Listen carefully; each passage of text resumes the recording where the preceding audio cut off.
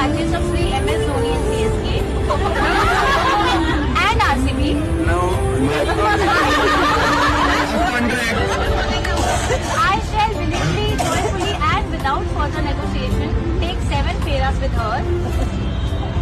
This contractual commitment becomes legally binding today of 2nd December 2025 despite my friend's scaling emotional appeals.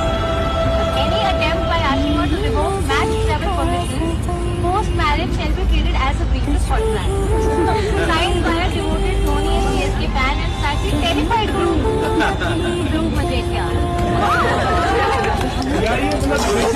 Yeah,